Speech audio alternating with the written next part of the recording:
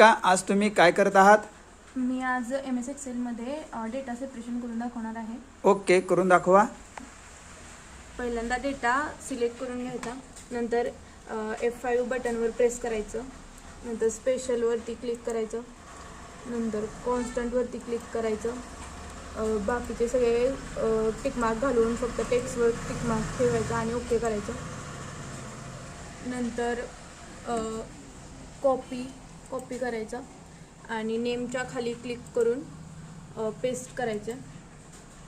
नंतर नेम आले सगळे. नंतर साईटला क्लिक करायचं. नंतर पूर्ण डेटा सिलेक्ट करायचा. नंतर F5 दाबायचं, स्पेशलवर क्लिक करायचं, नंतर कॉन्स्टंटवर क्लिक करायचं. बाकी सगळे टिकमार्क घालून नंबरवरती टिकमार्क ठेवून ओके करायचा. नंतर कॉपी क्लिक करायचं, नंबरच्या खाली क्लिक करायचा आणि नंतर पेस्ट करायचं. ओके, अशा तऱ्हेनं तुमचे नेम्स आणि मोबाईल नंबर आता सेपरेट झालेले आहेत.